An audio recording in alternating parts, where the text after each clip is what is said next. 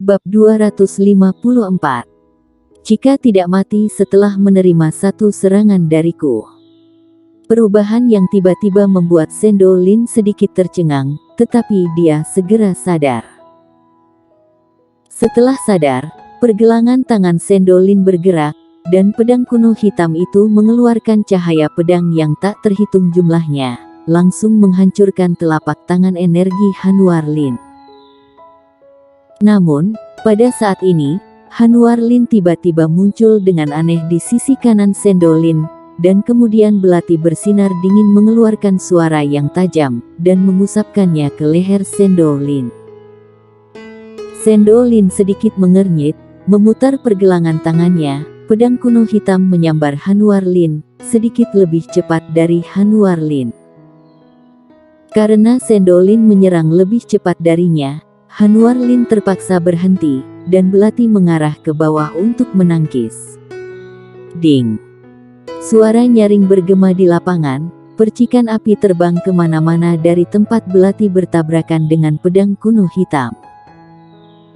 Tepat ketika Sendo Lin hendak menyerang lagi, Hanwar Lin dari Sekte Hao Yue menggunakan sedikit kekuatan pada belatinya, dan dengan bantuan kekuatan, dia berbalik ke belakang dan mendarat di tanah. Kemudian dia memberi salam pada Sendo Lin dan tersenyum, "Saudara Sendo sangat kuat, aku mengaku kalah." Mendengar kata-kata Hanwar Lin, Sendo Lin menatap Hanwar Lin dalam-dalam, instingnya berkata bahwa Hanwar Lin yang tersenyum di depannya tidak melakukan yang terbaik. Tentu saja, bahkan jika Hanwar Lin melakukan yang terbaik, dia tidak takut. Dia hanya bertanya-tanya mengapa pihak lain harus mengakui kekalahan secara tiba-tiba. Ketika Sendo Lin bingung, Hanwar Lin sudah turun dari panggung kompetisi. Pengakuan kalah Hanwar Lin tidak sama dengan pengakuan kalah Yulia Wen, yang membuat semua orang membahasnya dan bingung. Semua orang tidak berharap padanya, dan sekarang menyerah atas inisiatif sendiri. Hanya dianggap dia benar-benar kalah dari Sendo Lin. Bagaimanapun juga, Sendo Lin mengerti jiwa pedang tingkat kedua. Dengan menyerahnya Hanwar Lin, semifinal keluar. Mereka adalah Yonar Yuan dari Partai Yuan, Narya Leng dari Istana Salju, Sekte Pedang Warrior Yang, dan Sendo Lin. Sekarang, persaingan akan menjadi semakin sengit, karena dari 4 besar, tidak ada yang lemah, dan mitos Yonar Yuan mengalahkan musuh dengan satu jurus juga akan dihentikan. Melihat Warrior Yang dan Sendo Lin di atas panggung kompetisi, tak terhitung banyaknya orang yang sangat tersentuh.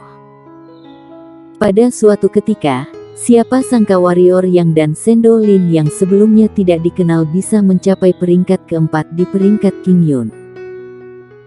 Tentu semua tidak menyangka kalau Warrior Yang dan Sendo Lin ini sama-sama paham jiwa pedang, dan ternyata ada lebih dari satu.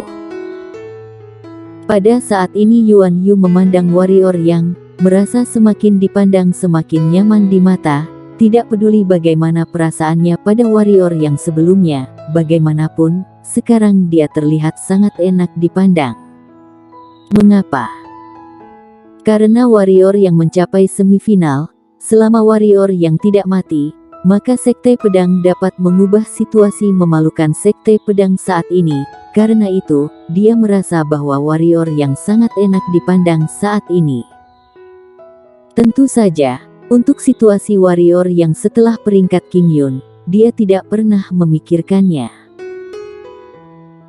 Stephen Lee muncul di panggung kompetisi. Melihat Warrior Yang berempat yang berada di atas panggung, Stephen Lee mengangguk ringan, lalu berkata, "Selamat, sudah memasuki semifinal." Sesuai dengan aturan peringkat Qingyun sebelumnya, memasuki babak semifinal, pendekar hitam dengan rekor terburuk bisa memilih lawannya.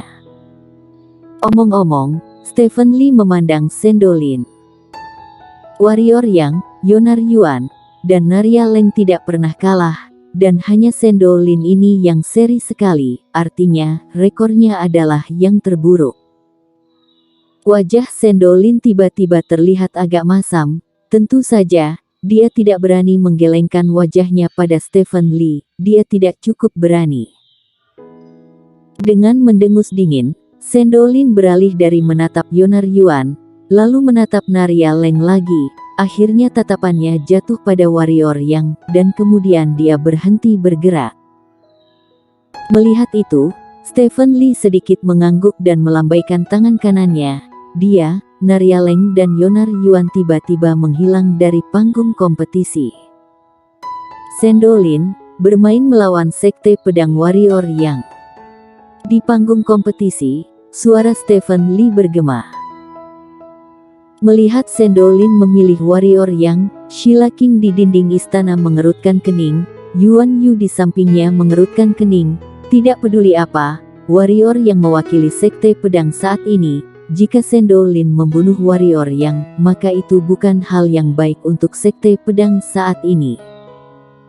Tentu saja, jika warrior yang membunuh Sendolin, itu akan lebih buruk, meskipun tidak mungkin. Singkatnya, tindakan Sendolin saat ini membuat Yuan Yu yang memiliki kesan yang baik tentang dia pun merasa sedikit tidak senang. Diam-diam mengatakan bahwa Sendolin tidak tahu kepentingan bersama. Pada saat ini, Kumoki King di sisi lain menunjukkan sikap mencemooh.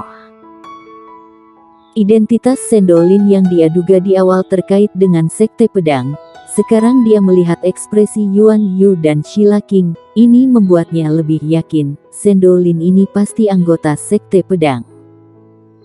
Dan sekarang, murid Sekte Pedang vs murid Sekte Pedang, dan sikapnya sepertinya bukan ujian biasa. Di panggung seni bela diri, Sendolin menatap warrior yang dengan seringai di wajahnya, dan berkata, aku tidak menyangka bahwa kita akan menentukan siapa menang dan kalah secepat ini. Warrior yang menggelengkan kepalanya dan berkata, sebenarnya itu tidak perlu, karena aku tidak pernah berpikir untuk rebutan Sekte Pedang denganmu. Aku sudah mengatakan ini padamu sebelumnya, tapi jelas, kamu tidak percaya. Kalau begitu, mari bertarung. Sendolin mencibir dan berkata, karena kamu mengerti jiwa pedang, maka kamu seharusnya mahir ilmu pedang. Kebetulan di antara generasi muda, aku pikir aku tidak akan kalah dari siapapun dalam ilmu pedang. Hari ini kita akan melihat siapa jenius pedang yang sebenarnya. Aku akan memberitahu orang-orang Sekte Pedang bahwa memilih aku adalah benar. Ketika kata-kata itu diucapkan, Sendolin maju selangkah, dan jiwa pedang tingkat kedua menyembur ke arah warrior Yang. Jiwa pedang itu seperti substansi, kemanapun lewat, udaranya terbelah, dan hembusan udaranya terus bergema di lapangan. Warrior Yang juga maju selangkah, lalu melepaskan jiwa pedangnya. Ketika dua jiwa pedang yang sangat tajam bertemu di udara, ruang tiba-tiba berguncang, dan lantai seluruh platform kompetisi berangsur-angsur muncul retakan sehalus laba-laba. Retakan menyebar dengan kecepatan yang sangat cepat. Melihat adegan ini, kerumunan di bawah berseru, inikah seramnya jiwa pedang? Kalau kita di atas panggung, takutnya kedua orang ini tidak harus menyerang kita, hanya dengan jiwa pedang ini saja kita tidak sanggup lawan.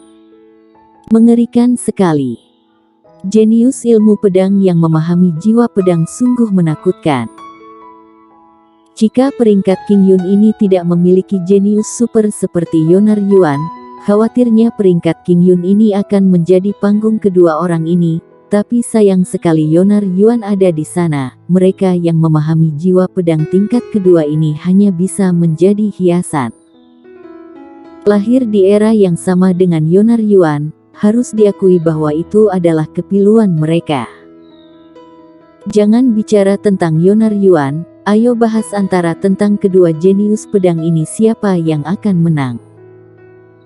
Keduanya adalah jiwa pedang tingkat kedua, aku rasa sekarang tergantung keterampilan hitam dari kedua belah pihak. Siapa yang lebih tinggi keterampilan hitamnya, semakin besar harapan dia untuk menang. Kalau begitu seharusnya Sendolin. Kamu seharusnya melihat keterampilan pedangnya yang melukai Joshua Qin, kan? Jika bukan karena perisai hitam kelas menengah alam bumi miliknya Joshua Qin akan terbunuh dalam hitungan detik. Sepertinya kita tidak bisa meremehkan warrior yang. Meskipun warrior yang belum menggunakan keterampilan hitam yang luar biasa sampai sekarang, Joshua Qin dan Junaedi mati di tangannya. Pada saat ini, arena kompetisi diisi dengan dua jiwa pedang yang sangat kuat. Seluruh platform kompetisi seolah-olah memiliki mesin pemotong yang tidak terlihat, dan bahkan udara terus-menerus dihancurkan dan dipotong. Pendekar hitam di sekitar panggung kompetisi mundur jauh ke belakang, karena tekanan teror yang ditimbulkan oleh dua jiwa pedang itu membuat mereka tidak berani mendekat sama sekali.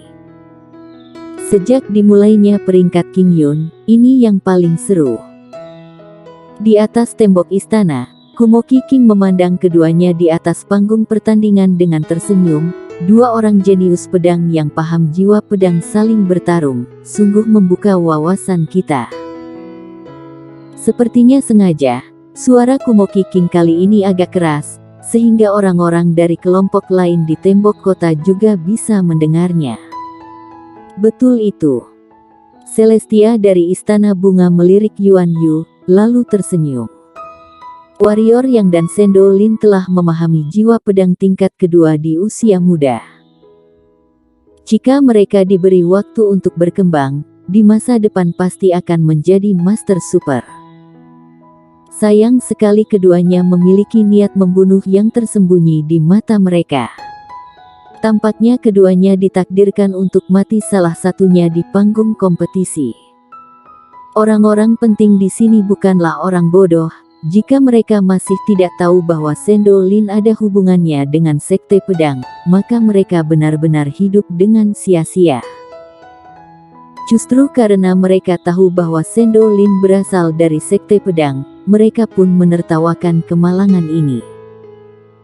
Awalnya, dua jenius pedang ini berkembang, maka sekte pedang akan memiliki dua master super lagi di masa depan. Namun, sekarang, kedua jenius pedang ini telah menjadi musuh dan saling membunuh. Harus diakui bahwa para tetua sekte pedang gagal dalam mendidik junior. Wajah Yuan Yu saat ini sangat masam, tetapi ketidakberdayaan lebih kentara, karena keduanya berada di panggung kompetisi yang di luar kendalinya, warrior yang bukan lagi murid sekte pedang, dan ada Taois pemabuk di belakang Sendo Lin. Meskipun dia master alam bangsawan, apa yang bisa dia lakukan? Karena mereka tidak perlu mendengarkan dia. Di panggung kompetisi, ekspresi Sendo Lin juga agak jelek, karena dia menemukan jiwa pedangnya tidak sekuat jiwa pedang warrior yang. Bagi orang luar, sepertinya mereka berdua setingkat, tapi hanya dia yang tahu bahwa jiwa pedangnya sudah agak tidak tahan lagi dengan jiwa pedangnya warrior yang. Penemuan ini membuat Sendo Lin sedikit malu dan marah. Karena selama ini, dia merasa pemahaman jiwa pedang warrior yang pasti tidak semurni jiwa pedangnya, tapi sekarang. Adapun warrior yang, kali ini wajah warrior yang sangat santai, bercanda, hanya jiwa pedang tingkat kedua, baginya, itu benar-benar sedikit mudah. Jika bukan karena mempertahankan beberapa kartu andalan, dan memainkan jiwa pedang tingkat ketiga, dia bisa langsung menghancurkan jiwa pedang Sendo Lin. Tapi sebenarnya tidak perlu, jiwa pedang tingkat kedua sudah cukup untuk mengatasi Sendo Lin di hadapannya. Karena dia juga menemukan bahwa jiwa pedang Sendo Lin tidak murni. Pada saat ini, Sendo Lin tiba-tiba maju selangkah, ibu jarinya menekan, dan pedang hitam kuno melintas di depannya. Ujung pedangnya mengarah ke warrior yang, dan berkata, "Warrior yang, terima satu jurus dariku, jika tidak mati, aku Sendo Lin mengaku kalah." Nadanya berani dan tegas. Mendengar kata-kata Sendo Lin, terjadi kegemparan di lapangan. Sama-sama jiwa pedang tingkat kedua, kenapa Sandolin tiba-tiba menjadi begitu percaya diri. Mungkinkah berikutnya yang akan dia gunakan adalah keterampilan hitam level langit? Bersambung.